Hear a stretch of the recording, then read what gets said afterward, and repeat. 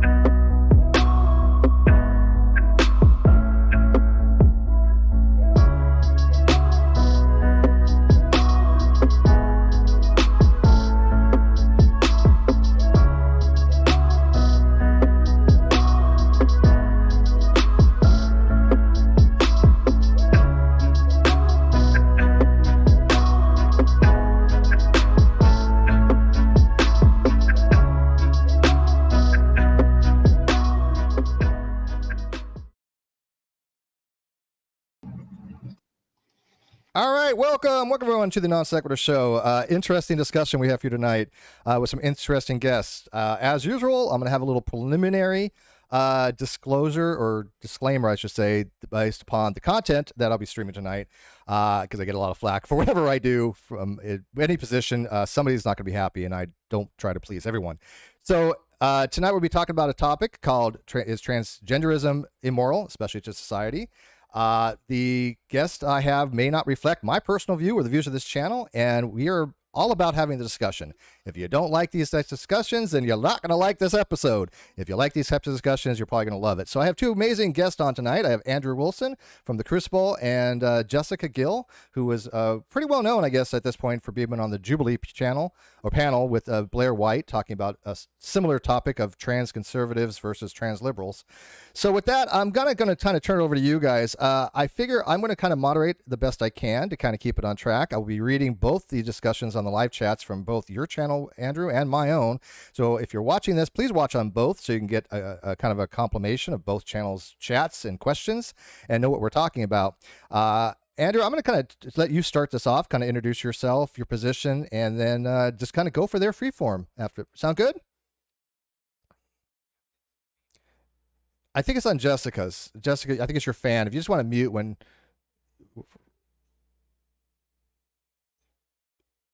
I think it's a fan. Yeah. Did you? There we go. Yeah. It's just a fan. I think it's a fan on her computer.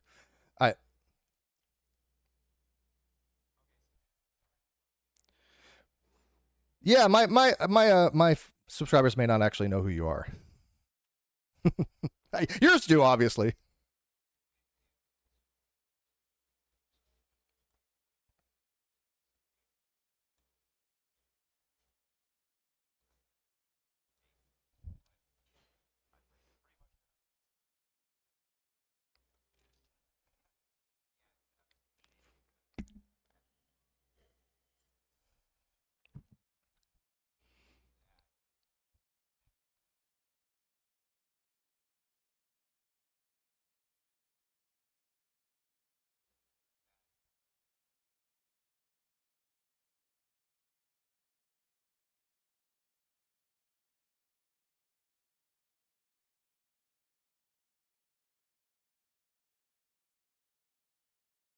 When I say transgender, I just mean people identify as a woman or a man, which I consider to be a biological distinct category, and they aren't one of those things.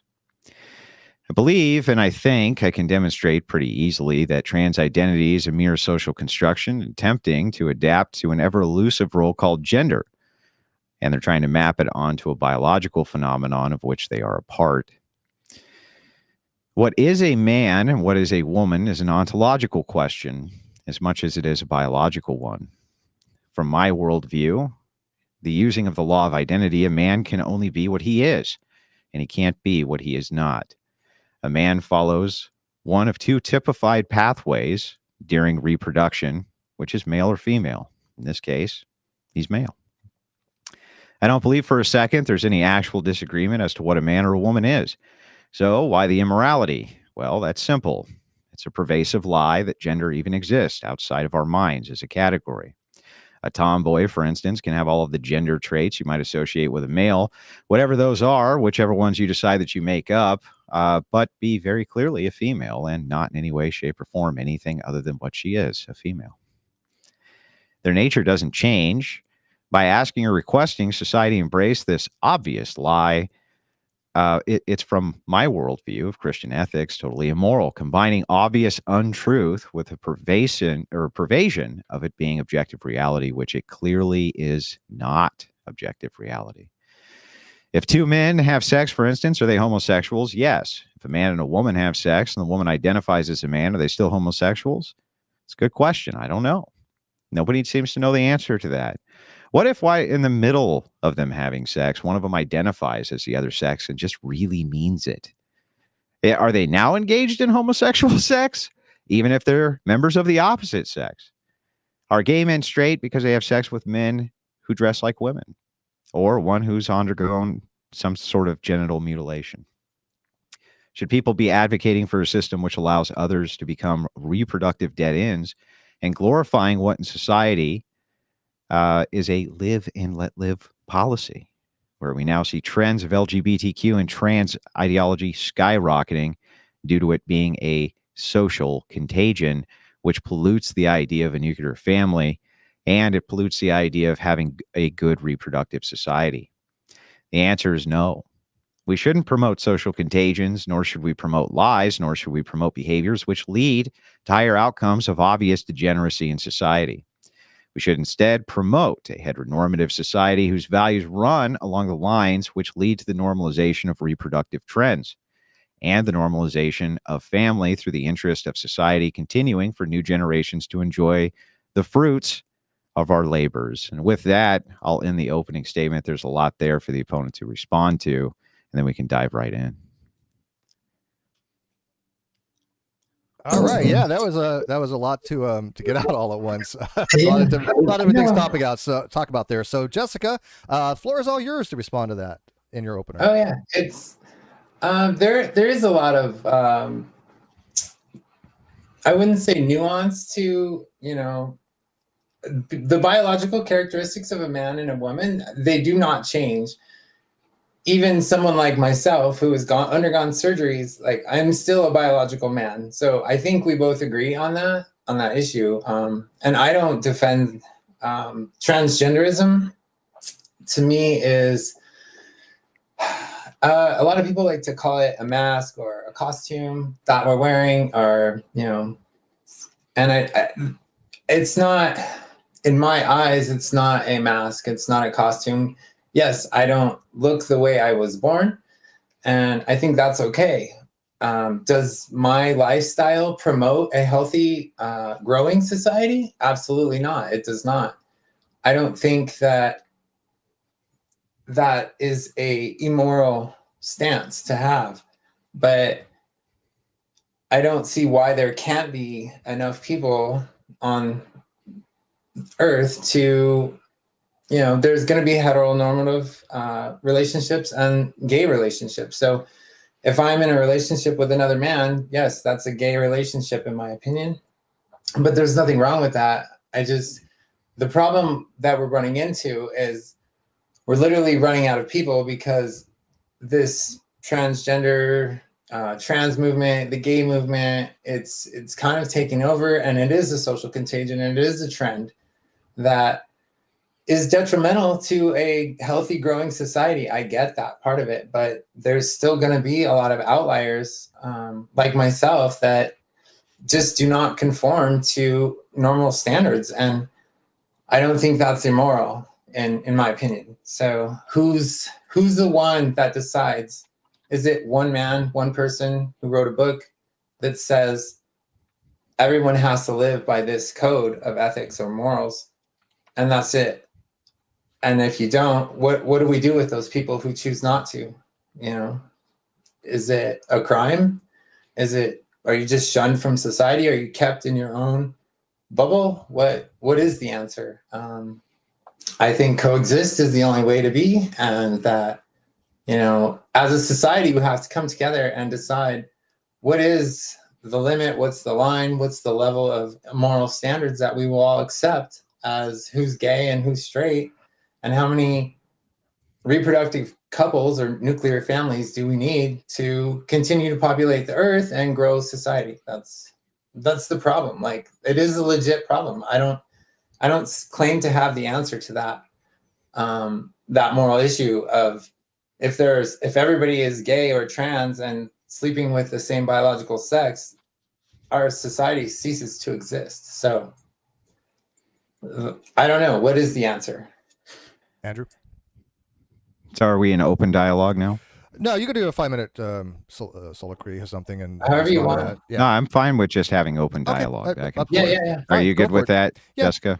Yeah, of Okay. course. Go for All it. right, great. So just kind of starting with the last thing that you said, which is that if everybody on planet Earth were LGBTQ, that would clearly mean the end of the human species, right? Would you consider that immoral? See, I mean,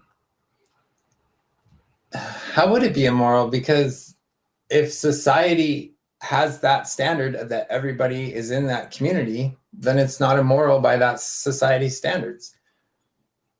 Even if, so if, let's say for a second that there was a pill that you could give everybody that cured them of being LGBTQ, whether it was the T or the L or the B or whatever it was. And 90% of society, or 95%, was LGBTQ, so they weren't reproducing. But this pill was available that would just cure that. Would you give them the pill? I would make it an option, because this life that I live is not for everyone. And I think studies have shown that there is a lot of trans regret. There's days I wake up and I look in the mirror and I say, wow, did I really do this? You know, was this the right decision? Well, right. Hang on. Let me dive in a little more. Okay. Let's assume for a second that it cured them. All other things stayed equal, other than they no longer engaged in this behavior. And that you knew that would secure the continuation of humanity. But by not making them all take this, it assures that humanity ends. Would you make them all take the pill? No, I wouldn't. You wouldn't? I would. Yeah, society would have. I would never force anybody to do that, but I think. Then what's your problem with this? Then what's your problem with a social contagion? Because not everybody is, and it's. Yeah, but who cares if they are? Even if everybody was engaged in this social contagion and it led to the complete destruction of humanity, you just said you didn't care. So the thing is like, if you agree with me and say this is a social contagion is bad, what makes it bad? It's just a contagion that people socially adopt. And even if it leads to these kind of horrendous and horrible outcomes, who gives a shit, right? Even if it led to the entire extinction of humanity, you wouldn't care. Yeah, well, I'm not one to take away someone's right to choose to be who they want to be, but I do see your point, your dilemma. Yeah, it would, like I said, destroy society. There would be no civilization left. So yeah, but the question is about the reason I asked this question first is to figure out whether or not you valued consequences or if you valued biblical ethics or something like that. And it sounds like you value consequences. What I don't understand is why you would be against a social contagion then. If a social contagion is just social behavior which leads to things which we consider non-optimal for society, who cares? If people can just do whatever the hell they want, you've already conceded that the very worst outcome which is possible you wouldn't care about. So why care about a social contagion? I don't get it. Well, I'm just trying to keep people from making bad decisions for themselves due to a social contagion. Like, yeah, but you see what I mean? This is a problem. Why would you care about bad decisions that a person makes due to a social contagion if the worst possible outcome, which is the utter ruination of humanity, is not a thing you would stop if the social contagion was adopted by everybody? I don't get it. yeah, I mean, you got me. That's a gotcha. You got me. I don't have maybe the will to take away people's, right to decide, to choose, like to take that pill that you talk about, like to fix them, as you put it. I don't think that's right to do to society. I mean, isn't there a way to say, look, you address society as a whole and say, look, if every one of you chooses this lifestyle, we will die. That's all there is to it. And I think that there are enough differences in human interaction, but not everybody would choose that. Yeah, but the problem here is that even if there wasn't, you still don't care. Because even if there wasn't, and they all chose that lifestyle, which led to a non-reproductive society, which would assure the destruction of the human race, you still wouldn't care. So I don't understand the position. Like, oh, there's enough outliers to prevent that from happening. Great. But if there wasn't, you still wouldn't care. Right? Yeah. so then all of that's moot. None of that even matters. It's all totally irrelevant. Essentially, the ability for people to be able to identify with behavior which is destructive to humanity is more important to you than humanity. Yeah, I would say, yeah, but I think so wouldn't that be a fundamentally selfish lifestyle, Jessica? It's like fundamentally at its core, isn't that? Could you think of anything I could ever say that's more selfish than if my own behavior led to the end of humanity? I don't care. Can I ever say anything more selfish and self-centered than that? Can you think of anything I could even say that would be more selfish than that? No, that would pretty much be it. That would be it. Yeah, but again, you can't. No, I lost where I was going with that. But there's so many differences in humans. Like that's never going to happen. Now, I do agree with the educators and the people who, like Elon said, we are running out of people. We are running out of smart people. We're running out of working people. We're running out. Do you know why that's happening? I would say not 100% this lifestyle, but it's not hurting or it's not helping the matter. For sure. Well, it's actually simple. It's because of materialism. So if you don't have an offset for materialism, like religion or something like this, it gives meaning to people, and they can have non-procreative sex without any form of retribution at all or consequence. Meaning either the state's preventing this from happening or the consequence of pregnancy and reproduction prevents promiscuity, then what ends up happening is an entailment, if there's no buffer from religion, is that people will engage in the reproductive act without doing the reproductive part. It's pure hedonism and selfishness across the board. You can map what's happened with the fall of the birth rate from the introduction of the pill, but all the way back to the 1800s, it was steadily going down, but now it's going to continue to decline, and we're going to run out of people everywhere because of one thing, hedonism and sheer selfishness, which is the thing which ultimately, when we start at the end of your logic train, is what you promote, hedonism and selfishness. Ultimately, if all of humanity must die so that they can engage in whatever hedonistic perversion they want, you're fine with that. Yeah, that's a tough one. Like, Who gets to decide that answer for all of humanity? Who decides? Well, the That's state. You can have cores of groups of people who form nations who can decide. We form nations and we decide on laws, and we decide on these laws. Like, we might have a law, for instance, that says, look, you can't wear women's clothing in public. It's bad for society.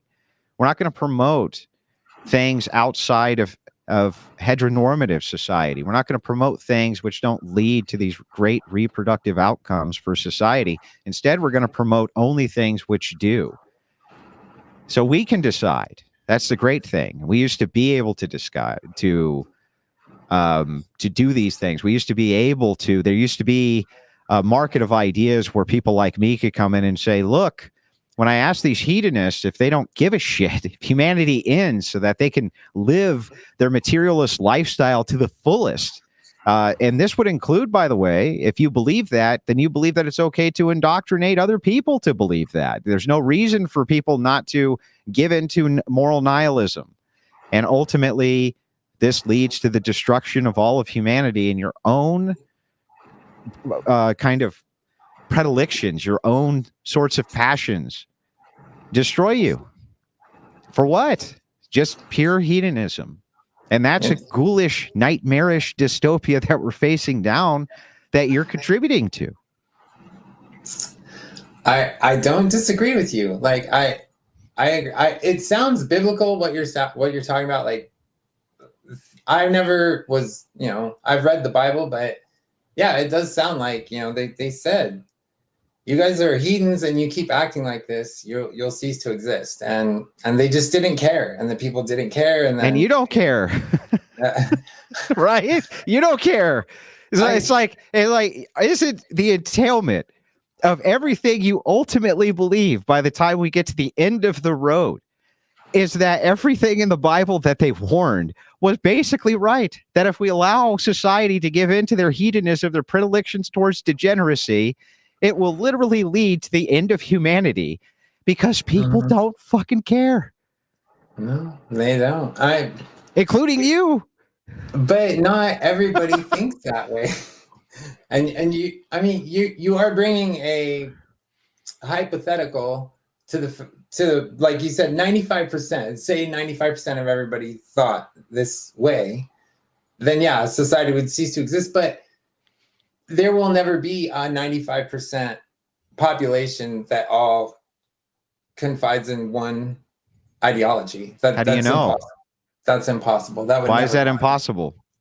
Because there are people who follow religion, who believe in the Quran, believe in the Bible. Like, they have their set beliefs. In 1960, 95% of the United States believed in Christianity. Okay. So 95% of people easily within a society can believe in a single ideology, which can include hedonism, which can include secularism, which can include rejection of any type of material restraint. We know that this is true because we have the trends in our own nation that this is true. Yeah. And the further we move away from the trends, yes, you could have easily 95% of the population who end up believing that just pushing in to your own form of degeneracy is optimal because it's good for you, even if it's completely destructive for the rest of humanity. Even if it runs all of this indoctrination, the trans indoctrination, LGBTQ indoctrination, the social contagion, which you agree exists, it only exists not just through the normalization of the left, not through the normalization of what leftists have done, but by the perpetuation of those who claim that they're on the right. Also doing the exact same thing, creating the same kinds of normalization biases in society so that people are more and more accepting towards this kind of hedonism. How are you not a part of that? Well, I am a part of it. Like, I don't talk about this a lot in my background, but I was part of a nuclear family before I transitioned. I contributed to society. I have children. They are adults. They can procreate. They are not part of the LGBT community. And my lifestyle did not indoctrinate them to my path of life. So I can honestly say I did procreate and I did contribute to society in that manner. But will everybody in my shoes? No. Almost And nobody in your shoes does. And that's the there's truth. And if you look Yeah. at the promotion of this lifestyle, even by you appearing on places like Jubilee, things like this, creates the same types of normalcy which you're trying to fight so desperately against or claim to be fighting against. There's really no distinction between you and the leftists. It's the exact same ideology ultimately in the end. Why do you give a shit what bathroom they use? Why do you give a shit what they demand people call them or don't call them? Ultimately, as long as the social contagion is adopted by enough people and enough people are happy with it, you don't care. So what's the fight even for? Well, I think you're talking, the way I see it, you're talking about two different fights. I'm talking about keeping biological sex separate for males and females to live safely, in my opinion. That's my fight. And the gender pronoun things, that's complete nonsense. But you're saying I don't care about society progressing, and I don't like to think that I'm that way, but the point you make is valid. Like, yes, it's very selfish of me to say something like that. I'm not going to deny You're it. just doing the same thing that they're doing. There's no distinction. There's actually no reason for you to associate with the right. It's a complete and total progressive lifestyle that you're advocating for, ultimately based around hedonistic self-centeredness. It has nothing to do with duty. It has nothing to do with ethical grounding. It has nothing to do with any of that. It's just kind of this blasé blah libertarian lifestyle of do as thou wilt, as long as you're not impeding or hurting somebody else.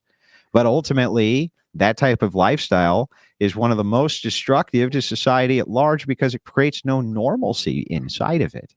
And even you, when you see the result of your own community destroying that normalcy, go, wait a second, you've taken it too far.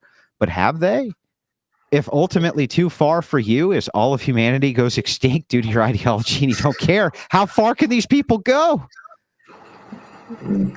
There is no stopping them. There is no stopping them. And really, you should just change sides because there's no distinction in the advocacy, really. All you're doing is just kind of asserting a preference over and over again. I prefer that you don't do that. I prefer you don't. But rather than belaboring this point, let me move on to a different one.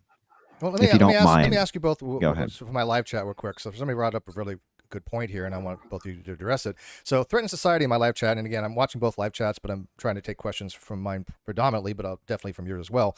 Somebody had pointed out, but Jessica has already procreated. She already has children. So how does your argument apply to her specifically if she's already functioned in society what you think should be normative? Because the promotion, what my argument hinges along the lines of what is being promoted inside of society. Whether or not Jessica, let's say Jessica had 200 kids, right? Tall order, but for a man, not impossible, right? Males can indeed impregnate 200 people pretty easily. But not me anymore. just through normalization of this type of ideology, right? You can indoctrinate hundreds upon hundreds more. And this happens inside of the public arena constantly, whether they claim to be conservatives or liberals or progressives or whatever. It's all a move towards ideological degeneracy, which is designed for a non-procreative future. Whether you yourself procreate or not, it's beside the point, and it's only a small minority of the LGBTQ who even do. And it always is that way. It's always been the case. And so that's how I'd respond to that. And I don't even think that Jessica would argue the point. Well, I would. The only thing I would say is that back to what you said about me being conservative and I should just give up. Well, I get accused of being a gatekeeper all the time because I am trying to literally gatekeep the trans community. As far as LGB, like those people, I can't gatekeep them. I'm not part of that lifestyle. I am a heterosexual. Well, I am a gay transsexual biological man. So we call it HSTS, homosexual transsexual. That's me. but I did, like I said, I created life, and that life I created, being female, has the chance to procreate again. So it's not, I know you're not blaming me specifically on the whole world, but I am. In my I am. defense, Well, I am blaming you, and I'm blaming your ideology that you promote that's fair. for the results of this hedonistic madness, which we find ourselves in, a non-procreative future with not enough human beings so that we can all practice our hedonism and do as thou wilt. The West is dying in the meantime, and people are literally unaliving themselves at rates that are skyrocketing, and depressions through the roof. Nobody can afford housing, all of these different problems which exist, right? And it's not all of that is you, but a lot of that is based around the hedonistic degeneracy, which is promoted by those who follow your lifestyle. And that is an unfortunate truth that I wish more people would just accept as being truth. I do accept what you're saying is true, and you can call me selfish and say that I don't care about society living on, but to the point that I am not the person that most other trans people or new people just looking to be trans. People message me all the time, hey, can you help me out with this? No, I don't promote this lifestyle. Anybody who asks me personally, I will tell you, this is not for everyone. And that's why I'm labeled a gatekeeper, because people, you don't want to hear what I have to say. This is a hard life. This life isn't easy. It sucks. A lot of the times it sucks. You think I like being called dude and bro every day at work? It's not fun, but I don't fight with it. I don't fight about it. I live my life, and I'm not out there promoting this lifestyle as like, hey, look at me. Like, my social media is pretty lame other than protecting How can it sport. be anything other than a promotion of the lifestyle? I mean, like, for instance, the implants and the, all of that stuff. And I'm not trying to make this personal, really. I'm just trying to make and demonstrate a point. Okay. Yeah, totally fine. All of these different things are definitely you trying to promote this thing as being something you want people to look at, right? The modifications, body modifications, things like that, or else why would you do them? What would be the point, right? You want people to see them. You want people to look at them. You want people to look at everything about you, about how you're, presenting to society and things like this, because you do want them to see that. You do want them to see you. You do want them to engage with you on that level. Yes, you are indeed promoting this, whether you like it or not. You're promoting. It'd be like me saying, well, I'm not promoting Nazism, and then walk around town with a swastika on my arm. Would you believe me? I have a super chat that I addressed to both. Yeah, of you. that's fair. But like I said, yeah, I am against transitioning kids. Like, I don't believe in that 100%. I will argue with anybody to the tooth on that. Yeah, but like, why? Why would you let me get care? Let me get super chat. I mean, honestly, I just okay. Yeah, so because it's addressed to both of you. And by the way, I have the world's worst lighting right now because I was so used to streaming about this time months ago, and I haven't streamed for quite a while. It's really bad right now. I do apologize. The super chat says from Michael King for 10 pounds. White thoughts are it's okay as long as it's a minority. If it reaches a certain threshold of the population, then it's a problem. And I think that's a fair question for both of you. Not to philosophize too much, but this really does go into what I think John Locke would be talking about as far as the weighing of moral freedoms, personal freedoms, as far as natural law. And so, do you think that it because it's such a minority right now, it has significant impact on society, or only if it increases to the point where it becomes a problem society, where Andrew's arguments come into play? And I'll let Jessica address that first. Well, I think, according to Andrew, it is becoming a dominant society of, immorality. And I mean, it's not, I don't think that society would ever grow to that length. Like, personally, it's just, there's too much difference in the world. And there are too many people who do believe in a way of life that is not part of this LGBT community. So life will go on, and I don't know. Like I said, I hate being a gatekeeper, but where is the line? Who decides that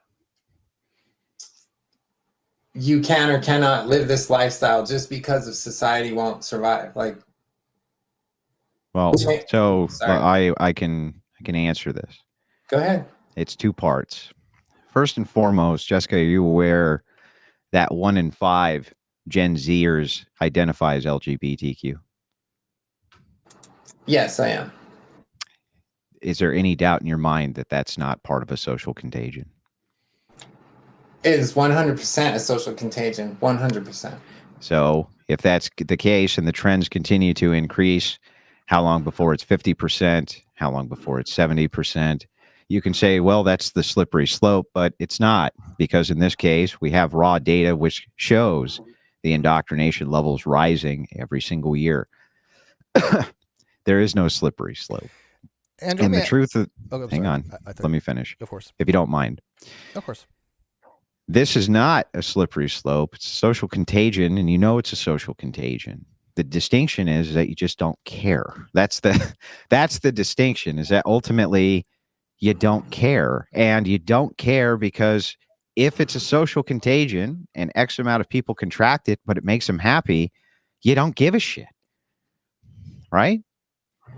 Okay, so I don't think people should be limited. We've already discussed that. But what the recognizing that Gen Z is astronomically climbing towards this identification of the LGB, I think it is a social contagion, and I 100% believe that it is going to be a fad that literally dies out. Like, I am just waiting I don't think it is a slippery slope. I think it's going to die out. Like, people are going to realize, they're going to wake up and go, oh, that's stupid. Like, what? Like, that's no way that I don't believe that society will keep going down that hill. I really don't. I have faith. Forgive me if I'm not going to base what I think is going to happen on society off of what you hopefully believe is going to be the case. But the truth is that all the evidence points to the contrary. We've seen the acceptance rate of this type of behavior climb year over year over year since essentially the late 80s and even in the 70s. And the reason for this is because LGBTQ groups went in and, well, they became a huge, massive lobbying force to be reckoned with. When the White House is promoting this, and everybody in Hollywood promotes this, and everybody everywhere promotes this kind of agenda, how can you not think that little kids' cartoons, 2-3 years old, who are seeing this, that's not part of an indoctrination process? Of course. I'm like, what else could it be? What else is it? I am hopeful that people like myself and adults who do not believe in this, like yourself, that will be enough to stand up against this social contagion and tell people, look, if you're going to live this lifestyle, you're going to go through years of therapy to make sure this is what you want and that you are actually this way and it's not a social contagion. So do we want to invest the money in society and help people with their mental issues and help them live a different lifestyle other than what the social media is telling them to live? I don't know. Like, I think that's a worthy investment instead of investing in, gender affirming care. That for minors, that's BS. That is the wrong path to go. I think the path to be on would be hire more doctors, train people to talk to people like myself who are young and coming up and trying to get into the trans community or non-binary people and see what the root of the problem is and make sure that we can tell them that it's just a social contagion. You're going to grow out of it. I believe society will grow out of this. I think it's a fad. I don't see it. So you're just part of a fad? Are you just a part of a fad? I'm 49 years old. I've been at this for a while, so I don't. So you don't think, of course, you're part of a fad. Just everybody else is part of a fad, right? No, there are plenty of real transsexuals out there. We are based, and there are a lot of us. But so how do you know which ones are part of the fad and which ones are the real ones? That's the problem, right? Like, I've talked with Destiny, I've talked with Blaire White about these problems. Like, if there was a 100% way to get into a child's brain and find out yes or no they are, like, I would be all for it, but there isn't. There is no way to know. Then there's no way for you to make the determination that this is just a fad. There's no way to make the determination that you're not even part of the fad, except how you yourself, explain that you're not. But there's no way for us to determine that if you aren't part of the fad, why should we assume that this is just a fad everybody else is a part of? That seems like it's just kind of your feelings, how I feel about it. But even more importantly than that, I want you to think about the implication of what you're saying. The implication of what you're saying is that you hope that there's enough normal people, let's just say that for the sake of this, okay, there's enough normal people out there that they're going to offset the amount of abnormal people so that those abnormal people can continue to live in decadence on the backs of the normal people. That's actually what you're saying here. Well, yeah, I think you make it. This goes to a question. This goes to a statement in the that? live chat that I think is appropriate for this particular question he's asking. Danielle Mercado says, Jessica suffers from gender dysphoria, Andrew. She does not promote everything. She has a medical condition. Do you think it's possible to differentiate between two types of situations where you have somebody who actually does experience these types of gender dysphorias as opposed to somebody who is more falling along the lines of a social contagion? I think there's probably... Well, here, let me just bury this argument right this second. Certainly. Jessica, if you suffered from some type of mental illness where you thought that you were a queen, the Queen of France, should I call you Your Majesty if it made you feel better? No. No. Do you think that we should promote in society that if people thought that they were the Queen of France, that people should call them Your Majesty? Do you think that that would be good for society to do? Well, I guess in essence, you're kind of asking the wrong person, because I am not a pronoun person. I don't care how people address me. I don't care how people perceive me. I live my life for me. This is how I feel comfortable walking around in public. This is how I feel comfortable going to work every day. Yeah, but that's the hypocrisy that's being alluded to here, which is like, you're saying, listen, I'm not saying that you have to affirm my identity. I'm not saying that you have to say that I'm this or I'm that. I'm not saying any of that. I'm saying that that's a choice for you. Okay. I'm saying that's a choice that you make. But on the other hand, I have absolutely no real argument as to why it is that if this social contagion ran completely out of control and made people happy and they did do those things, I don't actually care. So the point is like, why even fight against any of it if it's showing that these people are happier by engaging in this type of thing, even if it leads to these kinds of perceived bad outcomes because they're not part of your preferences? Why do you even care? Because ultimately, if all of humanity dies out as a consequence of it, as long as they're happy, you don't care, right? So I don't even understand what you care about here. What is the value you care about here? Well, I wanted to bring up a point too. Like you said, with no certainty will my hopes of the fad dying out happen. But I can also say in no certainty, you did provide numbers, and you have, statistics that say our society is on a downward slope, right? Like, so. And you agreed. Yeah, and you agreed with me, Elon Musk, that we have a reproduction issue, and that now's not the time for hedonism, right?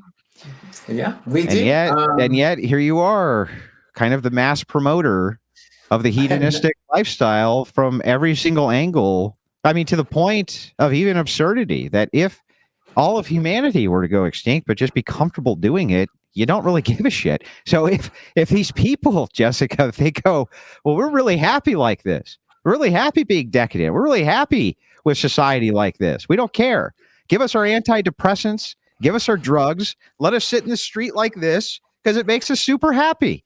It's like zombies, right? That's what's happening all over in these cities. You can watch all these videos of people just hung over, literally like this, on these different drugs. If it makes them happy, why do you even give a shit? Yeah, let me ask you, Andrew. How do you? Let Jessica finish if you don't mind. Absolutely. I'd like the answer to that. Yeah, go ahead. Like, why do you even care? The gatekeeping thing, like, yeah, I get it. I don't know. Yeah, I mean, There's no reason for you to even care. There's nothing. You're painting me as, and I know it's not personal. I totally agree. None of this. I assure you, I take none of this personal. But we're in a debate of ideas. I totally appreciate that. I want to remind people of that. Please don't take anything personally. I know we got diametrically opposite live chats. I'm watching his, I'm watching mine, and there's nothing. I never have anything personal against who I'm debating. I'm here to represent my worldview, and Jessica's here to represent Jessica's worldview.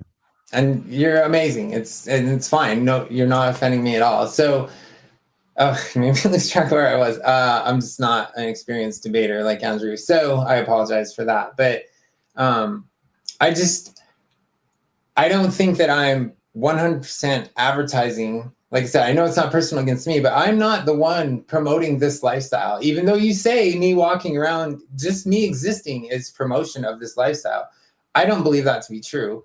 I also don't believe that anybody who wants into this lifestyle because of the social trend is 100% going to stick with it. I really don't believe that. Let me show you how. Let me show you how you engage in the promotion of this, whether you think you do or not. Do you agree with me that women don't need to wear makeup? Not all of them. Well, they don't need to at all. No, nobody needs to wear. Why do you wear makeup? Because I feel better this way. Because when people, is it because of the perception of how people see you, just like it is with women? Do you think that female women, do you think that they wear makeup because they just like it, or do you think that they wear makeup because they think that other people will perceive them better or perceive them differently if they wear it? Well, everybody knows the stereotype is, women wear makeup for other women so that they are not compared. Like that's pretty normal. I wear this every day. So I am comfortable with presenting myself in public like this. Right. But the reason you're wearing makeup specifically is because you want people to perceive a certain thing. For instance, if you're not wearing makeup, just like other women, you're going to be perceived differently, right? What if my desire is to be perceived as a happy person, an enjoyable individual to be around? Well, that wouldn't require any type of cosmetic surgery to do, would it? For me, yes. Up here, it does, because I cannot stand the way because you can't stand how people perceive you, right? I don't care how people perceive me. What if you never did any cosmetic surgery whatsoever of any kind, no makeup at all, but there was a piece of technology that you could attach to yourself, and everybody who saw you would see the thing that you wanted to be seen as? Yeah. Would you even need to do any of the cosmetic anything for you to be all right there? Yes, I would 100%. The avatar thing would not suffice me. No way.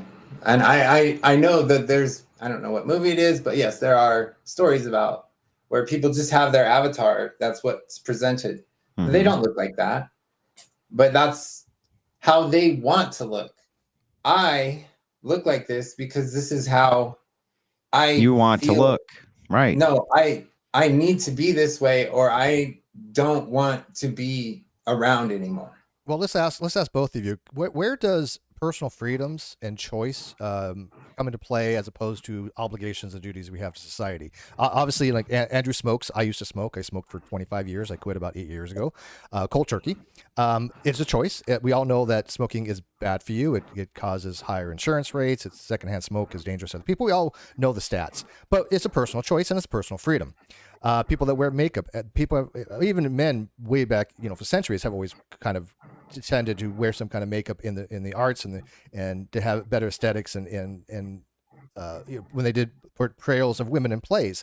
So this outward appearance that we have is a manifestation of how we want others to perceive us, to make us feel, of course, good about ourselves.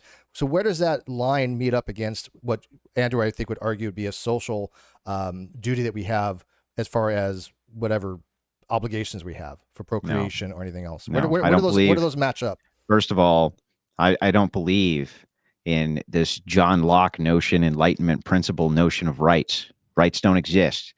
They're constructs of the mind. They don't exist anywhere in material reality. You can't point to one. You can't touch one. You can't smell one. You can't see one. They don't exist. They're categories of the mind only. All that exists in objective reality is force. And he who has force makes law. And that's what is true. Now, this is not to say that might makes right, but it is to say that might makes. But there's no such thing as a right. They don't exist. They've never existed. They're totally fictitious and made up. They're axiomatic principles and starting points which we have arbitrarily come up with just because it makes in some semblance, maybe some sense, I don't know. But every single right that I've ever seen in my life can be taken away like that. Because you don't have the right to do shit except what the guy with the gun tells you have the right to do. And that's the truth. There's no right. You don't even have a right to get born.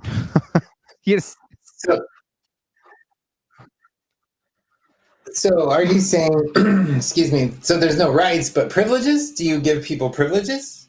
And that's how you see it? Like, it's not a right, No, it's a privilege. A right. So that you understand how I see a right as a privilege absent duty. That's all it is. An entitlement. Well, that's a better way to frame it. An entitlement absent duty is a right. So you have a right to vote. You have no duty to vote. You have a right to own a gun. You have no duty to own a gun. You have a right to your free speech. You have no duty to engage in speech, right? Simple entitlements absent duty of any kind. And you're asking me something like, what about your freedom to smoke? I don't have a freedom to smoke. That's totally fictitious and made up. I smoke because I'm able to do so, because I'm able to go buy a pack of smokes and a guy hands me the pack. But the second enough force is applied that says I can't smoke anymore, I can't smoke. And there ain't a right to do shit. That's the truth. Do you differentiate between rights and liberties? Because the Bill of Rights are actually liberties. They're not technically rights. They're the Bill of Rights are a piece of paper. But do you differentiate between right and liberty at all? No, there's no distinction. Liberty itself, these sort of starting point axiomatic principles which you guys adhere to are nonsense. They don't exist. They're completely fictitiously made up and put on a piece of paper with an arbitrary starting point. And all of these liberties throughout the entirety of your life, Steve, because I can tell you're a bit seasoned, have been taken away from you, time and time and time again. And there isn't a fucking thing you can do about it. You have the right to do what you're told. That's what you have the right to do by the guy who has the amount of force to make sure that you do it. And that's it. And that's all it's ever going to be, because that's descriptive reality. And everything else is just made up bullshit starting axioms that you hope to God the other guy allows you to engage in. Andrew, I got to tell you, I've done thousands of videos and many debates, and I got to tell you, that was the most politest way for somebody ever to say, "Look, old Steve." I accept that. That was great. Season. Shut up, old man. That. I'm ranting here. I love it. Yeah, you are. No, I love that. No. It sounds very communistic, like. I did agree with most of it, but whatever. I have my own. Look, man, nobody agrees with me on everything, and I have my own view. So, but anyways, Jessica, I mean, what do you feel about that, though? As far as he's arguing that he smokes because he's able to do so. Once somebody says, "Look, you can no longer smoke in this area," how if a state said, "Hey, look, we're going to ban smoking," which theoretically can happen. They've already it already happened in California. Yeah. You can't smoke within 20 feet of a door. You cannot smoke in certain buildings. But Jessica, how do you respond to that as far as you being able to right now become, trans that hasn't been blocked by any kind of law or state mandate that you don't have the ability to do so? And we're not talking about surgeries. We're just talking about your presentation as you are in right now. Okay, so yeah, I mean, there's so many different nuances or levels to being trans. Like, are they just going to present with clothing and makeup? Are they going to be kept from actually getting surgeries, facial surgery, breast augmentations, lower surgery? Like, where do we draw the line, and who's allowed to do such things by the man with enough force to stop them? So what I'm advocating for is that as a society, we decided that people under the age of 21 or 18 are not an adult and capable of making educated decisions about the future of their life. So yes, they do yell at me for pushing laws to prevent gender affirming care to minors, and I will stay on that till my deathbed. Like, I will never give up that If fight. you have it, if you had enough force that you could apply, would you stop people by force from doing that? On the minors, yes, 100%. And what about their rights, Jessica? Well, we don't give them rights. Or is it a right to drive a car? Or who makes the determination? You? Society. Oh, so now society can make these determinations, whereas before you seem to be very confused about who made the determination as to who can do what. Andrew, are you the decider, you asked? Are you the one who gets to make the determination as to who can do what? But now when it comes to the form of force that you want to use, then suddenly you know that the answer is that you can use societal force. Isn't that interesting? Whereas before you seemed to be so confused as to who was allowed to stop who from doing what. Well, we were talking about society as a whole, and I was just specifically talking. We still about are. Minors. No, I'm talking about. I was talking about minors specifically. Yeah, but society as a whole is going to have to enforce your laws, right? Against minors, yeah. Society That's right. as a whole. It's going to take force. It's going to take guys with guns saying you can't do that shit. You can't do it because if you do, you're going to jail. And then it's going to take guys with guns to keep you inside that jail. And if you escape the jail, it's going to take guys with guns to drag your ass back to it. It's going to take force for you to enforce whatever your whims are. And before, when you were so confused about who it is who's going to make these laws to determine what a person can or can't do, you didn't know who the hell it could ever be until it came to your agenda. And then suddenly it's society. Well, I think society is what I've always said since the start of our debate was that I don't think one man should be responsible for deciding everybody's fate. Why not? And what if it was just you? It doesn't work. Well, let's just say for a second that all of society wanted to have transitioners at young ages, except you. And you had the authority to push the button that stopped it.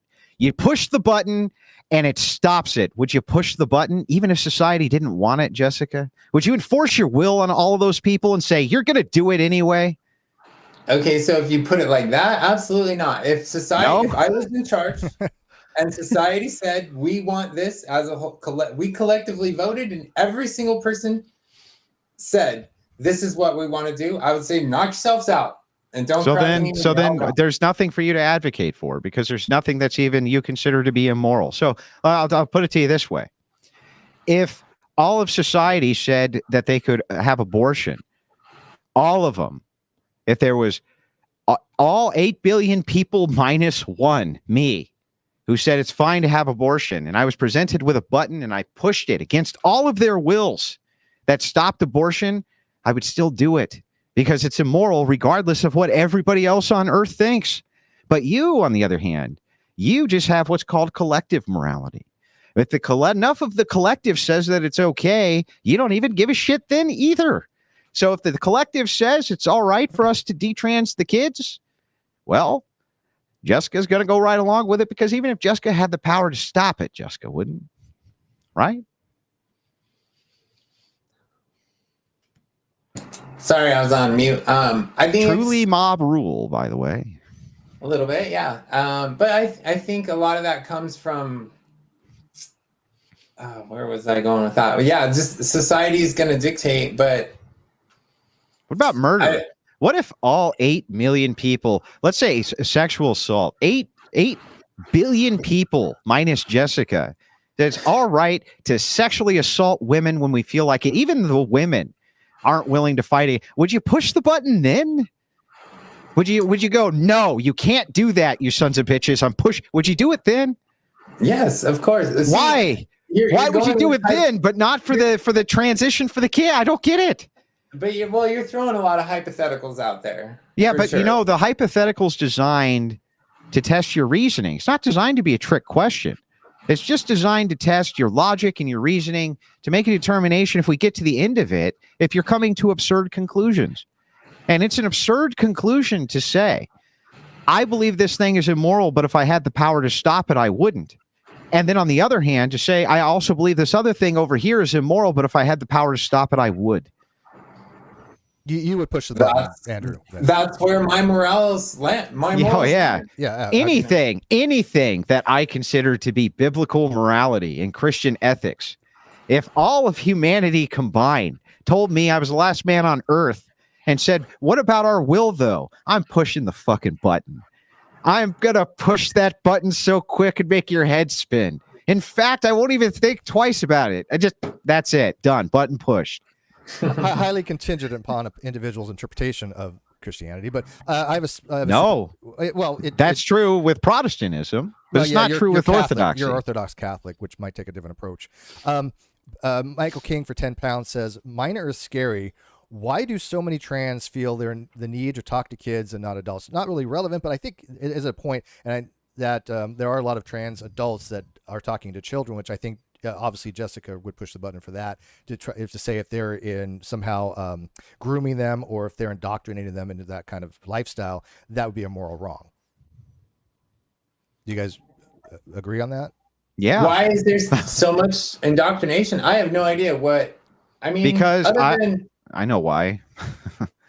Well, other than the World Health Organization and all they want is total control of society. Like, they want to control everything we eat. They want a population control. They want to limit the amount of people that reproduce. And so, whoever's behind the curtain at the WHO and the WEF, they're literally trying to keep us from procreating. Like, in my opinion, by controlling the food supplies, controlling who can procreate, and promoting the LGBTQ agenda and lifestyle. Yes, a thing with which you contribute heavily to yourself, right? These are all things which you yourself advocate for ultimately. And that even if everybody adopted everything that these different organizations wanted, as long as it made them happy, you don't even care. So there's not really even any point to you contesting any of them ultimately. You don't give a shit. And the thing is, I'll tell you another thing too. You want to know why this is all happening? It's all happening because of one thing and one thing only.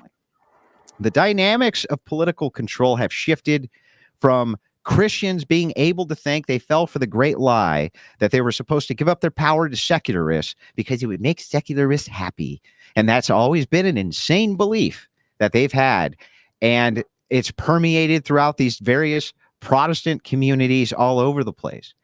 If you want to know what the big problems in society are, the big issues, you say, well, wait, they're trying to go after our food supply. They're trying to go after this. They're trying to go after that. There's a promotion of LGBTQ. The reason the LGBTQ is able to get promoted this way is because if you have a materialistic worldview, meaning you have no reason to reproduce, you have no religion to fall back on, you have no reason to do any of these things, then what happens is homosexual men are able to accumulate over their lifetime a lot of wealth. They have nothing to spend it on. And what happens is they enter into pervasive positions of power, which far, in a way, overrepresent the amount of them which actually exist in the population, which is about 1.5%, maybe. And because they get into these positions of power with tons of resources and wealth, they're able to bribe Congress via lobbying groups, LGBTQ lobbying groups, in order to change laws which are good for them. There is no reason on God's green earth that LGBTQ people should get married. It's insanity. It does nothing to promote anything for the good of the nation. It does nothing to promote all it does is cheapen an already failing institution, which was already cheapened by the state to begin with. And yet, over and over again, we see the permeation happening of people who go, but I'm one of the good gays. I'm one of the good transgenders. I'm on your side. None of you are on our side. I'm sorry to be none of you are on our side. All of you are part of this kind of elaborate armed tentacle, which has done nothing but been a destructive force in society to every human being that I've ever met. I've never met any who are not in some way affected by the tendrils of this madness. Jessica, by all means, respond. While you do that, I'm going to fix my lighting. I'll be right back. Okay. Yeah, no, I don't know. I think that's a little harsh, but to say that I don't contribute to society is like, that's bananas to me, because I do. I am fighting every day. I spend my own money. I fly around the nation. I go to rallies. I go to meetings. I'm constantly doing videos to protect women, to make sure that, you know, women, people like me don't end up in women's prison. That's important to me. People like me don't end up using the women's room. So I don't think that people like you are a problem that need to be stopped by people like you. Yeah, pretty much. that's the defense for the ideology, is that in any society, everybody, whether you're gay, straight, you have bad people. So there are people, and I'm not saying everybody who's trans is bad, but like, if you're simply identifying as a woman to gain access to the women's room or a women's prison, I mean, come on, like, just be real. You're just being a bad person. Are those considered to be moral wrongs? Sarah in the live chat, friend of mine, she says, how do you define, we're not going to get too much in moral theory. We both all agreed before we started this that we're not going to get deep into terminological usages. But she wants to know, how do you define morality in the context of gender identity, or in your case, you're talking about bathrooms? And what specific aspects of transgenderism do you believe are detrimental to society's morals and values? So what makes that something immoral of somebody, as Jessica's saying, a person who wants to be able to use a woman's restroom in order to have access to whatever proclivities they tend to have? I think everybody here agrees is a moral wrong, but she's asking basically, how do you define that in the context of morality? Without getting I'm into not sure. Well, if I can take a gander, I would say that Jessica probably would say harm. Harm's a benefit. If something creates harm, then it's probably immoral. So immoral type approach. Consequentialist type approach. If the consequences are bad, then probably Jessica would be more against that than if the consequences were good. So if I was like, if I give you this pill and it cures your cancer, and I give you this other pill that gives you cancer, Jessica's going to take the pill that cures the cancer, right? The consequences are better. Jessica? Correct. Yeah. I mean, back to the smoking thing, like, I smoke and I know it's not good for me, but I don't want to stop, and I'm not going to. Well, my hedonistic ways will not. Yeah, what's good, right? Like, if smoking for you creates kind of this pervasive life of happiness, it makes you really happy to smoke, but it leads to an untimely demise. Who cares?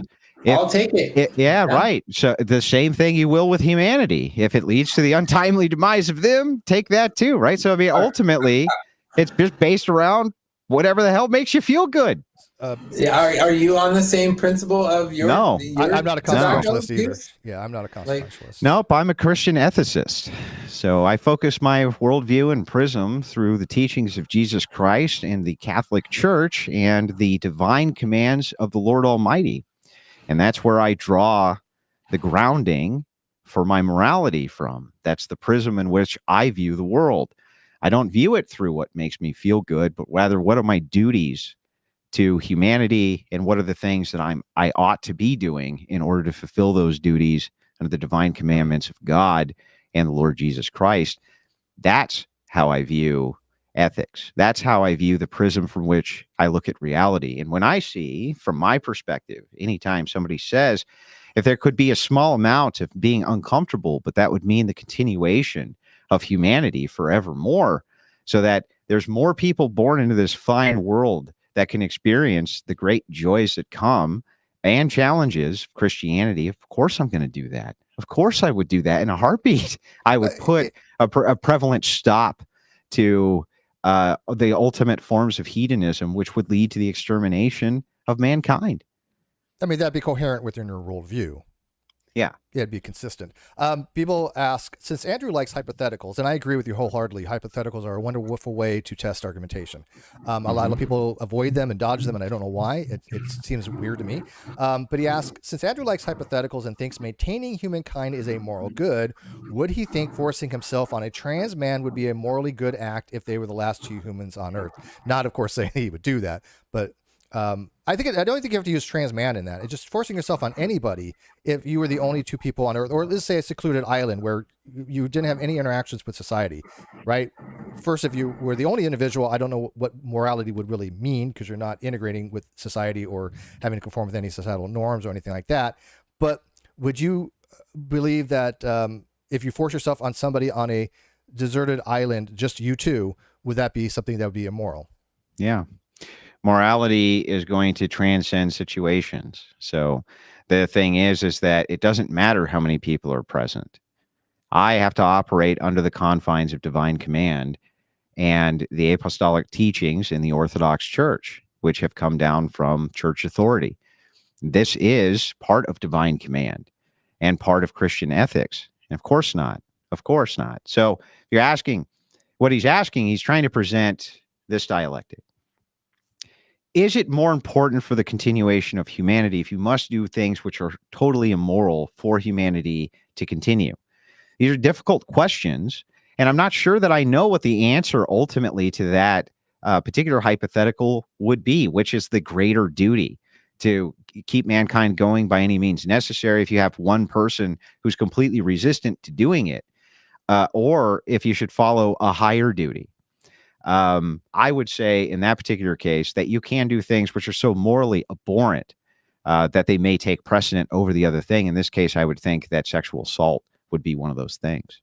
All right. There's a question that I think is great for both of you. Iron Chariter, who's been around a very long time on my channel, he says, are kids more in danger of being essayed by trans people or Christian youth pastors? And that's, again, we talk about all kinds of stuff on the show. So if this is triggering to people, I apologize, but I don't apologize. You know what you get yourself in for on the Non-Sequitur Show. This is par for the course. We tackle the head-on stuff. We don't shirk from this kind of stuff. So I think it's a great question for both of you. In danger of being what? What's the essayed? Yeah, I'm just gonna say sexual assault. I don't care about monetization. Most of my videos get demonetized anyway. I didn't know what sexual you said. assault. I don't like watering it down because of Go ahead, Andrew. Well, I would say if you looked at the stats, it's likely that the pastor might commit more SA than the trans person. But in the reverse, I would say it's far more likely that the trans person was SA'd than the pastor. And so that's the flip side of that coin. But if you're looking for who does the most amount of this SA, you would be looking at public schools and public institutions. And the truth of the matter is, it doesn't matter if you're a pastor or teacher. Teachers commit more of this than any other demographic. Sexual predators go where the children are. So where you have the most amount of children, and that's where you're going to have the most amount of predators, regardless of if it's in a church or if it's in a school or if it's in a synagogue or if it's in, any number of these different places. The Boy Scouts was also another place for this, and so is the Girl Scouts. Unsurprisingly, where there's children, there will be those people who will gravitate there in order to take advantage of that situation. Jessica?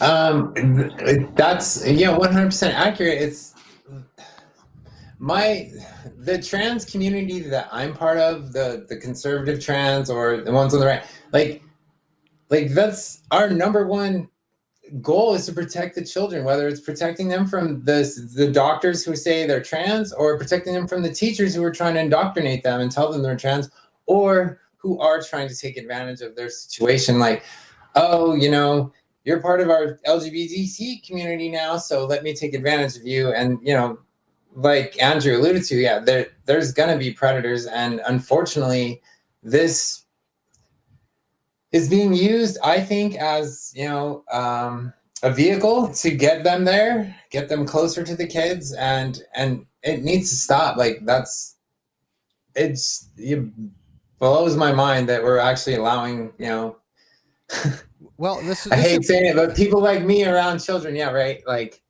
but again, there's going to be bad people, whether they're trans or not. Like, there's still just bad people. And I don't think that's a good point. So there would be bad people. So there would be bad people if they were trans or not. Do you think it's more media that when there are instances of these types of things, whether it be in the school system, in the churches, or by transgender, that the media will focus on where that person's group was more than the actual salaciousness and the horrific things that happen in those groups. I mean, when we look at the media tends to emphasize this, pastor, trans person, teacher, rather than the fact that the child was, assaulted. Do you think they emphasize on that more? I mean, aren't we kind of dealing with like the shootings with they didn't release that girl's manifest forever, like because she was part of the trans community, like that they were protecting that person because it's part of the LGBT community. That is BS. Like I'm not okay with that, like so I think the media sways it to protect my community, so to speak. And I don't agree with that either. Like it's wrong. Okay. Another super chat. I thought we decided on about 90 minutes, so I don't want to keep Andrew and Jessica too long, but it's completely up to you guys. But we are going at the about an hour and 15-minute mark. Stupid Horror Energy, aka Sarah, says, if transgenderism harms society, why don't metrics like crime and mental health worsen with acceptance? Are there studies showing negative societal changes post-acceptance? Thank you for the $10 super chat. So she's asking, do we have metrics that show that crime and mental health worsen if we decide that transgenderism is a moral ought, or no, I wouldn't say it ought, it cannot be an ought, but moral acceptable, something that's acceptable in society. Do we show that there's any metrics on crime and mental health? One of the big problems here, it's twofold. One, nobody has ever bothered to check and see whether or not there's an effect in the mental health of individuals who are forced to lie in order to prevent these people from emotional hostage taking and self-termination. Meaning, if you're asking Christians, for instance, who have an ethic of honesty, that's part of their ethic, that they need to lie in order to prevent you from doing bad thing that you'll do if they don't lie to you, then they're holding you emotionally hostage, literally holding you emotionally hostage. The second, and that's not studied at all, because that's not part of the message, is it? We don't give a shit about what everybody else. We only care about this community, not what the effects to the other group is that might have to participate in the group delusion. The other big problem with this, and this is a huge problem that nobody seems to ever want to talk about, we don't know how many people ultimately are going to end up detransitioned.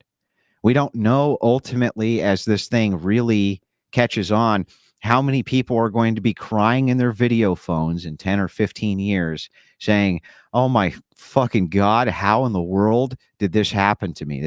And we're starting just now to see some of that. We're starting just now to see more and more and more of these people detransitioning and going, oh my God, how did I ever fall for this?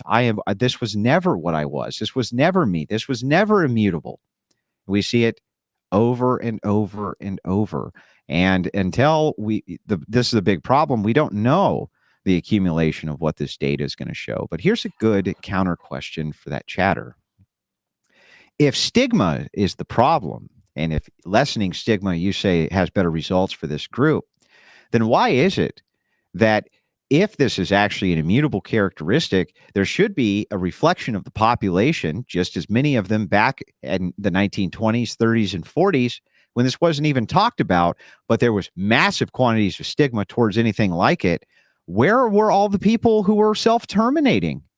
Even though there was more stigma than anything that's ever been there in my lifetime, where was all the self-termination? How come they didn't do that? Jessica? That's really fucking weird, isn't it?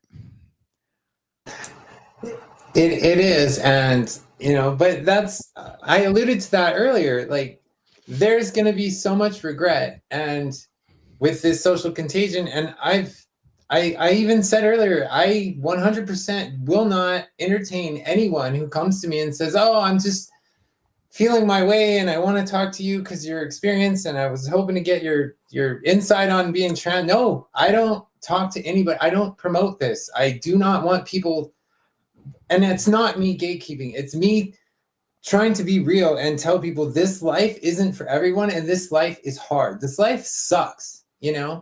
I do have moments of happiness and clarity on a day-to-day, but there are days that are harder than others. And I would never, ever tell somebody you should definitely transition. Like insane to me. You're not a trans rights activist per se. You don't take that. No. Yeah. You try to imagine though that you had somebody who was a communist, a Stalinist communist, and they dressed every day in a full-on communist uniform, and they went online to talk about why other forms of communism are bad, except kind of the form of communism that they advocate for. They're still advocating for communism, and they're still normalizing communism. Whether you kind of want to say they're not, right? They are. Of course they're normalizing. How could they not be? They're just normalizing whatever their form of it is. But ultimately, when other people take up that form, if they don't like it, they move over to a different form of communism that they do like. But kind of having this idea that you're not contributing towards the normalization of this behavior, to me, is absurd, because it'd be like me saying that I said every day that the form of Christian ethics is the right form of ethics, but you shouldn't follow it. It's like, well, that makes no sense. Of course, people are going to follow it. Okay, but you're comparing the way I look and the way I present to someone who's actively being an activist and going out there and saying, okay, this is a bad way to do it, but this is the good way to do it. I'm not doing any of that. But you are. The second you say as an adult, it's perfectly acceptable for you to make the decision to do all sorts of bodily, what I would consider mutilation to yourself, because you choose to do so. You are now at that point advocating that such a thing in society is perfectly acceptable. And to say anything other than that, from my perspective, is completely disingenuous. Okay, I totally respect that you feel that way. I don't feel that me being me is promoting this lifestyle, especially since I tell people every day, don't do it. Like, people come to me all the time. Parents come to me and say, what do I do with my 13-year-old daughter? Tell her no. Let her talk to me for 5 hours. I'll tell her this is not the life she wants to lead. But what if they're like you though? And that's what's helpful to them. They think that that's the thing that makes them feel the best. Wouldn't you tell that person to do it, Jessica? No, well, that's what I'm getting at. If they are like me and they actually are suffering from genuine gender dysphoria, then they will power through it. They will push through, and they will still end up being trans. But at least they weren't just like freely told, "Yep, that's the way it should be." Like, who makes no gatekeeping whatsoever? That's not cool. Who makes the diagnosis as to whether or not they have gender dysphoria? Like I said earlier, we need to invest in doctors and spend money on these kids that are claiming this and see what they can do. They're saying now. Do you trust the diagnosis that was done for you? I don't know. Like, you don't know if you trust the diagnosis that was done for you that you have gender dysphoria?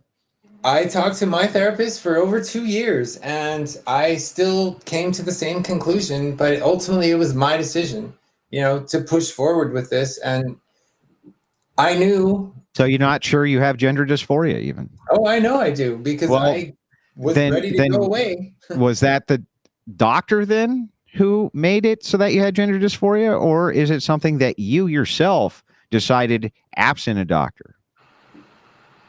I decided with my doctor, but there was, I wasn't hunting around for a doctor that was going to give me the right answer. I just went. You were in doctor shopping.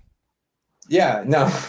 I spent my 2 years. Some do. We know that some actually do. Yeah, but the problem with this is to say, find a doctor right now who will. If you're claiming that these kids are just got bad doctors and they're doctor shopping and this kind of thing, right?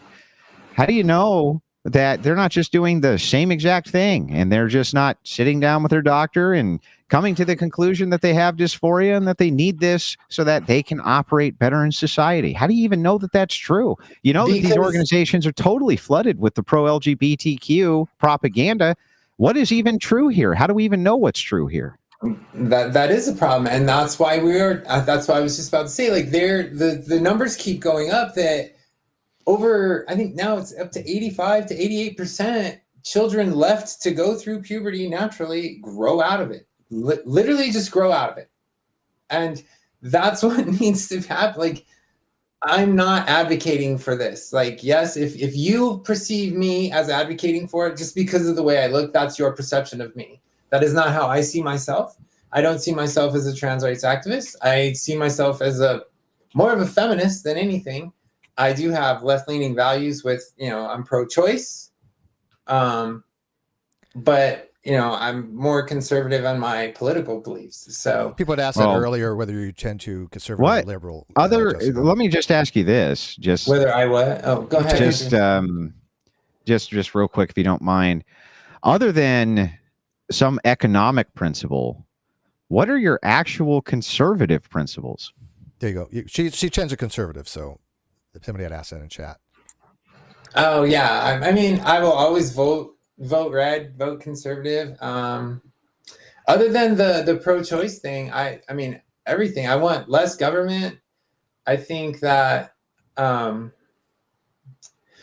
I want more government when it comes to my community. Like, you want more government, right? You want more government when it comes to your agenda, right? To keep this from being overrunning the population. Yeah, you gotta use that force applicator for things that you want, right? Right. Yeah, that's the same as me, right? I want to use that force applicator for the things that I want inside. Yeah. And the thing, so this is the thing, is like, what is the actual core conservative principles you think you have?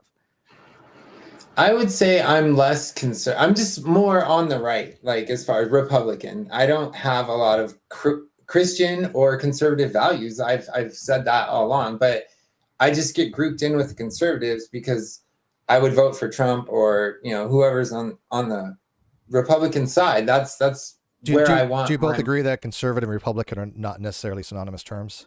They're not the same thing. Okay. No. Right. Oh yeah, I agree with you. They're not. No. Yeah, Republican is a party which engages in party politics. Sometimes they can be more right-leaning than Democrats can, but I wouldn't even say that they're more right-leaning than Democrats sometimes. The Overton window has shattered, in my opinion. But Andrew, how would your argument be utilized as far as people just say they were just cross-dressers? I mean, the term is antiquated, but it used to be called transvestite. This is somebody who wears women's clothes, or somebody who gets tattoos, or somebody who gets piercings. How does your argument apply to somebody who just does that but still is heterosexual in nature? Well, I would just move it towards what we used to have, which is basic decency laws. Right? So it just works like this. No, decency laws. So if you're talking about, we had decency laws all throughout the history of the United States. No pornography, none of this. Yeah, no, we still do in some regards. Yeah, I would look at decency laws and I just say, fine. If you're in your home and you want to dress in women's clothing and do the Silence of the Lambs thing, you know what I mean?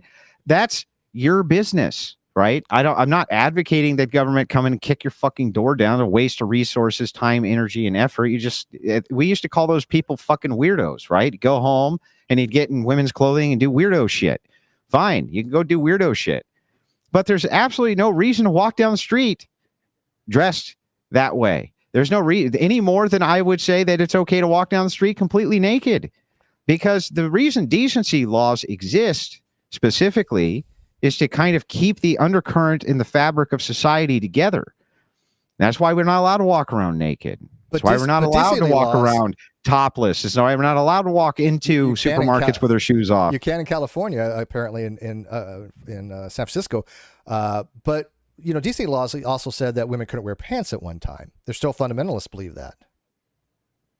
So is that something that should be in a decency law? Well, I mean, what you're doing at this point, if you're gonna like nitpick each kind of individual thing, you can just say, okay, well, you can take decency laws and you can apply them locally. You can have localized ordinances like they do right now for things like, well, smoking, for instance.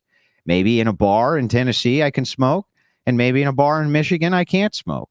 That's a localized law, right? So which is based around this. Regional. Yeah, well, you can do something that's regional or localized. You can even do it at the city level. You could say that a population of 2,200 people in this town, you're not allowed to do X. That happens all the fucking time, and there's nothing wrong with that at all. But I do think that nationally, you should have some form of decency laws too.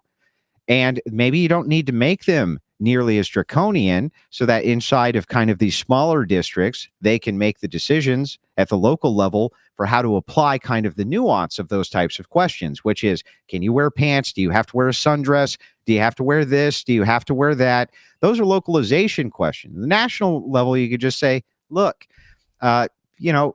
essentially you're not allowed to do things. You're not allowed to upset the moral fabric by dressing in women's clothing. And you can have localization for what that would entail. Jessica? Yeah, I agree, but like it kind of would fall back to like we need laws that protect the kids from transitioning. And with my community and the whole bathroom debate, like who gets to use the bathroom, who doesn't, that's a touchy one for us, because we need, I would say, a national law that says, okay, so if a transsexual person like myself has been on hormones or had surgery, they are pretty much unable to essay a female. A biological man like myself who's had surgery or been on drugs for more than 2 years is incapable of essay on a female. So that person technically could use the women's restroom. You mean penetrative essay? Yes. Okay. Yeah, they could still use fingers. I get. Yeah, they could still. But they could still do. They could still essay. Okay. They could overpower the woman, and yeah, it could happen. So, where do we draw that line? Who decides that this transsexual gets to use the women's room, this transsexual doesn't? Who makes that decision? I don't have that answer. I am okay with a blanket ban. I mean, there are so many passable transsexual women out there that you wouldn't even know. I could walk 2 women right in front of you and you wouldn't be able to tell the difference. They should not be in the men's room because they probably would get an essay from an actual man because they look and appear just to be exactly female. Now, most women say they can tell the difference. But like I said, so that's all nuanced. But who makes the rules? Who decides that the cross-dresser with AGP, that man should never be allowed near women or children at all? But yet he is.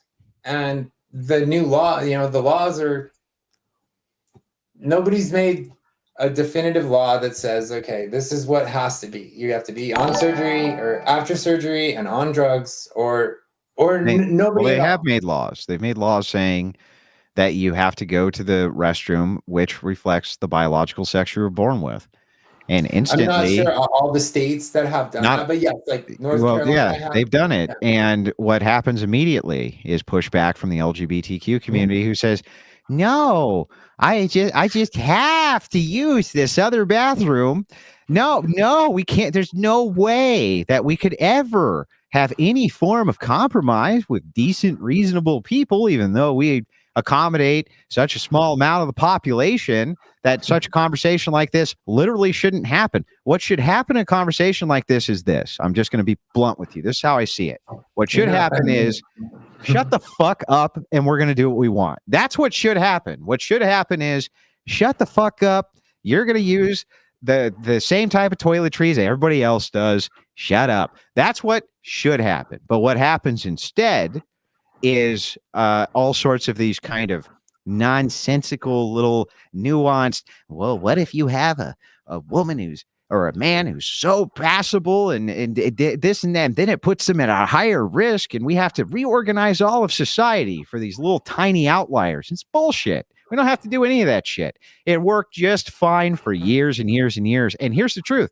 Nobody gave a shit. Nobody cared.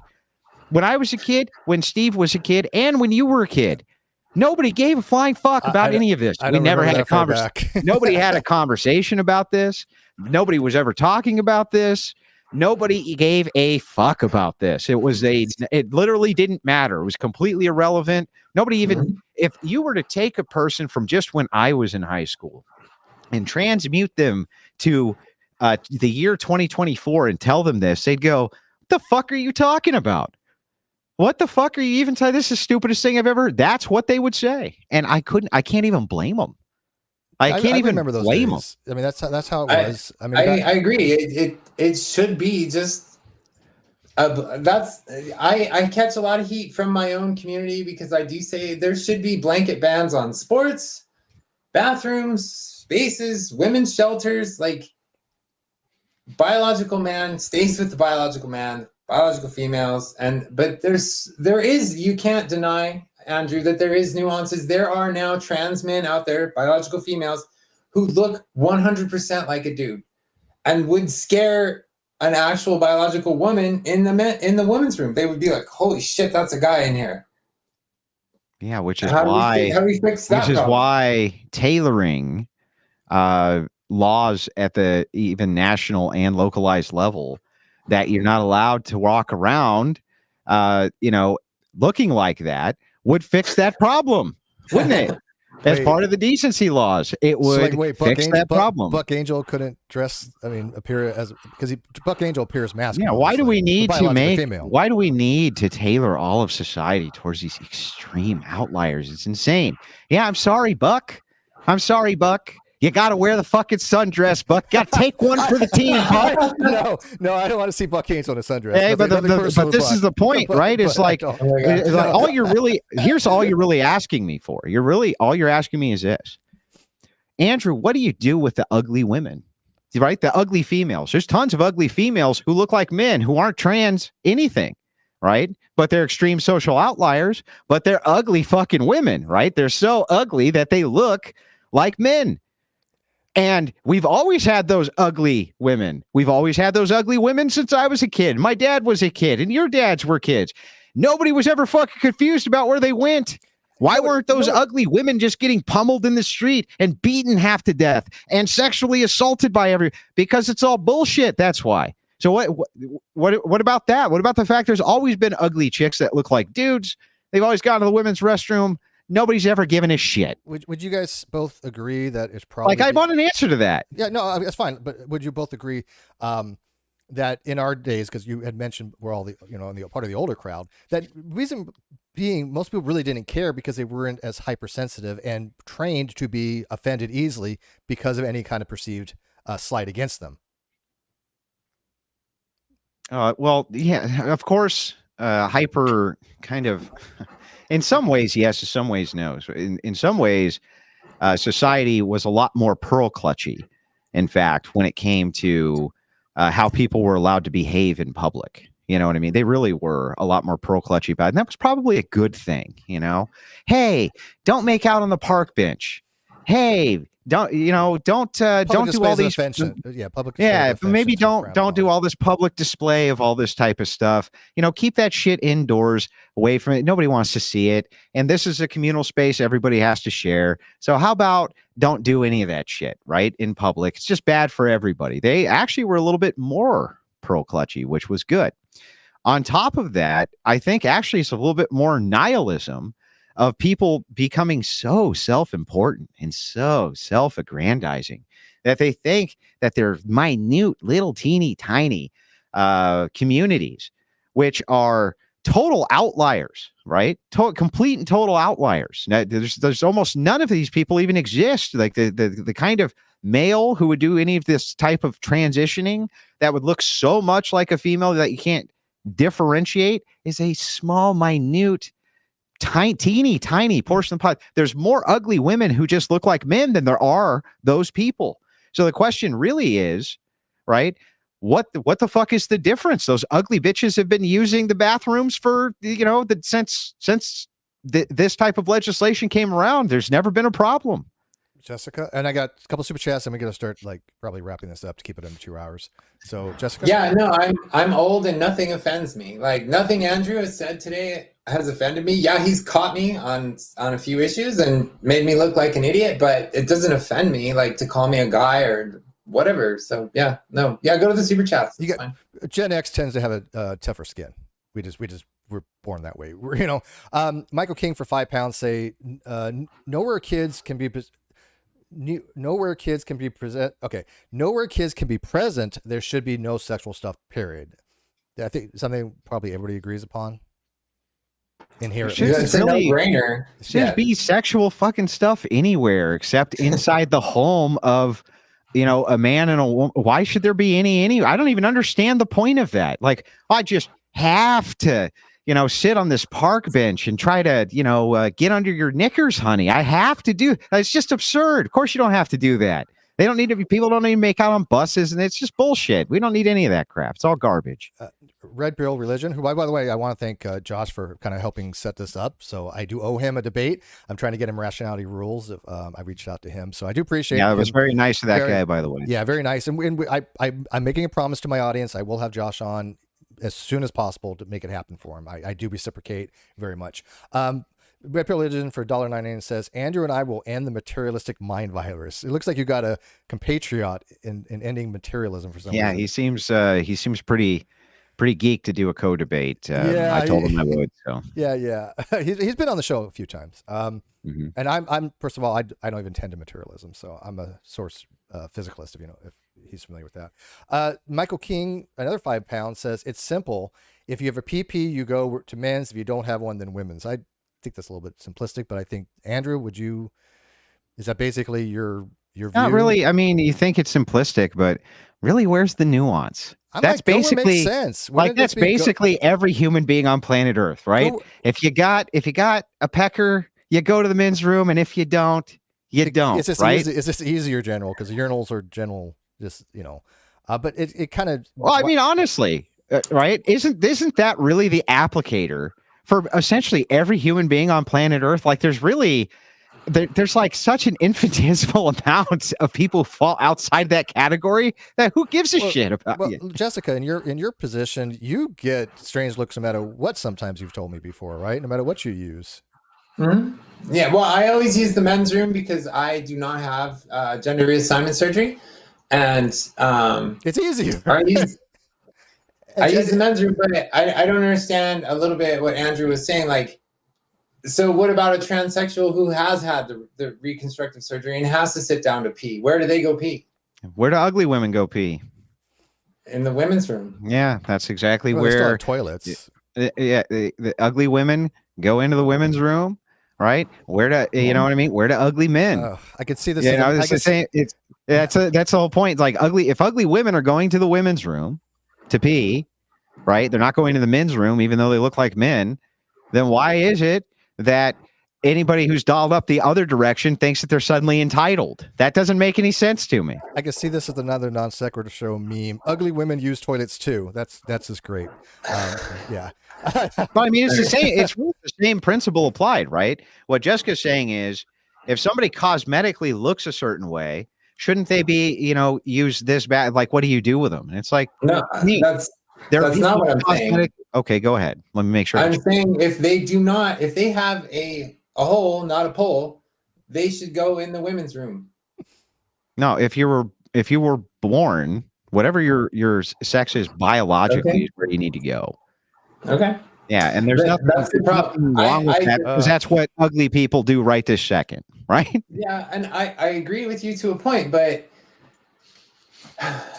there's no way to police that. We can't have a guard at every women's room saying, "Do you have a hole or a pole?" Like, and nobody's making the proposal that you do. But here's the thing: you can still make decency laws that say that, and if people choose to ignore them and things like that, yeah, they're going to create issues for themselves. But it's on them, just like every human being on Earth who ignores laws for their locality and things like that. Yeah, it's going to cause problems for them. Well, let's kind of wrap this up. I'm telling you though, there's a huge difference between the live chats here, and I'm assuming that the comments going to be left in this video are going to be all over the place. And I do try to address comments both directly and in future episodes. I was going to do a after show, but I don't think I'm going to. I think Matters Now might do an after show, but let's kind of wrap it up. I think this was engaging. I think that both debaters did talk about the topic. People know from previous moderations that I am an active moderator. I'm not passive. I don't particularly engage too much on certain discussions like this, but I am not just a passive moderator. I enjoy talking about the discussions as much as anybody else, but I think you guys did have a really good back and forth and really good discussion. I don't know if it got anywhere, but seldom do these types of things ever do.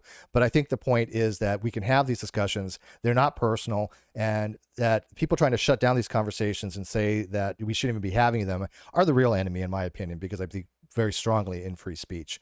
But Andrew, since you went first, so why don't you kind of wrap us up, and then Jessica will have the last word. Is that cool? Or you Sure. anything else you want to add? Go ahead, by all means.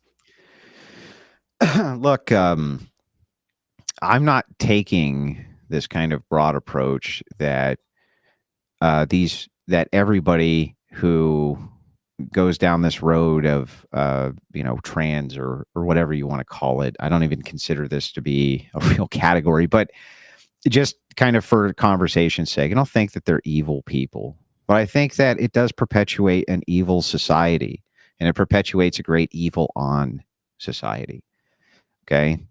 And I do think that there's lots of people who fall into these categories who want to reform society, all of them, every human being, to just tailor to whatever their form of degeneracy is. And they'll do anything and stop at nothing to make that happen. And we see this in the lobbying groups, the LGBTQ, everywhere. We see them infiltrate everywhere. We see them go after the churches. We see them go after everybody who doesn't conform to whatever their crazy degenerate agenda is. Anybody who says anything as non-controversial as, hey, maybe it's not a great thing that, 20% of women are on OnlyFans. That's not the number, but I'm just saying, X amount of women are on OnlyFans and it's growing daily. X amount of women are doing pornography because it's become something that's so commonplace, such an easy way to make a buck that we should do that. And then you see the kind of and the just screeching from the other side when you just make a simple proposal like, that's really fucking bad for everybody, including the people doing it. And it's because the people who perpetuate these things themselves want to do anything to make sure that whatever changes happen in society, their form of degeneracy gets protected and their form of degeneracy can continue. But unfortunately, in order to be consistent, they have to allow everybody else's to as well. And that's a problem. You guys bring up smoking. Is smoking degenerate, right? Maybe it is.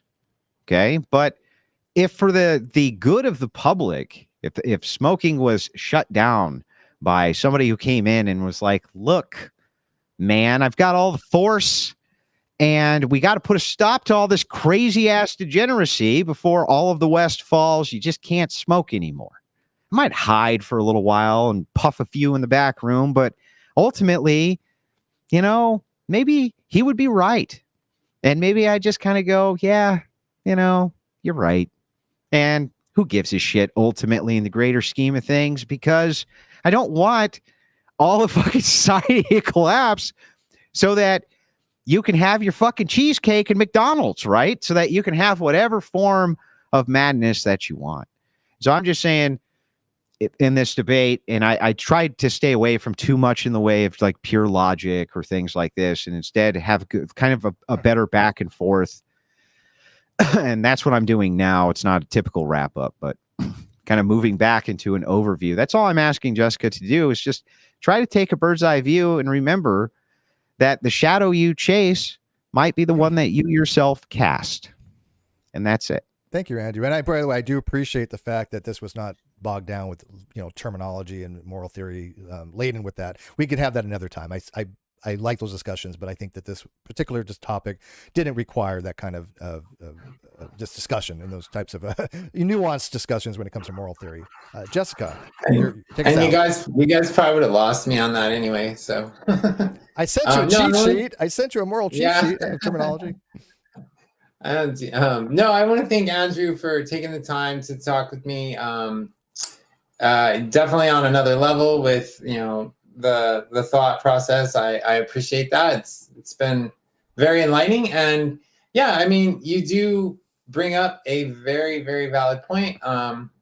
It is all, to me, feels centered around that one decision. Would you push the button? Is that, I just think that it's a great meme. If you had a button, would you push it? Well, yeah. Like if you had a button, it's like the easy button. Would you just push the easy button? It's a strong problem all over again. Yeah. And so I don't know. I've not been a big fan of religion all my life, and I just I always had this thing in my head that why do I have to let a man who wrote the book, the Bible, again, I'm not well versed in Bible literature, but it feels like the Bible was written by a man for men to subjugate women. So why do I have to live my life by that? If I can discern or discertain what's good and what's bad on my own without looking to a higher power, the Lord, the Savior, the Quran, the Bible, I don't need to look to another power to know right from wrong as far as being a good person. So that's why I don't follow typical Christian, religious values. So I don't consider myself 100% conservative. If that's what even being conservative, it has to be very religious and following these values. So that's why I don't fall in line there. And, I do have something to think about with like what Andrew said on, would you push the button? So no, I want to thank you guys for having me on. I think it was awesome. I hope I enlighten somebody out there that, can see things from my point of view. I don't have all the answers, and I'm not the one to lead the world into prosperity. So kids, don't do what I did. I guess that's all I can say. Well, thank you, Jessica. Excellent takeaway. I think that if somebody learned something, then hey, this was all for naught. I want to thank my listeners. What if they learned the wrong thing? well, that's a whole different discussion, isn't it? But I do want to thank your listeners, my listeners. If you're interested in these types of discussions, I do debates like this. I am looking for people to debate me, but unfortunately, they're far and few between because I'll debate you on your paper. You read my paper? Did you like it? Did you get it? I assume that you got it, but I mean, did you disagree with it? I'm curious. Well, I was reading through the math of your formulas, so it was nice that you actually put them into actual mathematical arguments. Right, that's rare to see anymore. So, but I did plug those arguments in. Right, I have a calculator for those too. GPT chat or something. I wrote that. No, it's not GPT chat. There's I'll send you the program, but there was some problems. So really? Yeah, yeah. Because I've had multiple PhDs review that paper, including a mathematician and Ginzer logic, and it is completely valid and sound. Oh, they're written fine. They're written fine. Everything is sound, right? Okay. There's just problems with the arguments. I'm looking forward to that. I'll put my paper in the video description for people to go check it out. But again, I do want to thank both of you. I look forward to having more discussions. Andrew, I don't think this is going to be the last time by any means you'll be on the channel. Hopefully, I hope you got a fair shake and got equal time. I'm never coming back to this shithole again. Dude, that's like 95%. Yeah, explains a lot about this channel. We used to be up here. Now it's like down here, but that's okay. It's been a long time since I've actually streamed. I am trying to come back a little bit, at least, to have interesting discussions. And this most certainly was one of them. So thank you guys very much. I'm going to do my outro. Please subscribe to the NonSequitur Show and leave me some comments on my video, and I will address them as the best I can on future episodes or even on my own personal channel. With that, thank you, Jessica. Thank you, Andrew, and good night from the NonSequitur Show. Good night.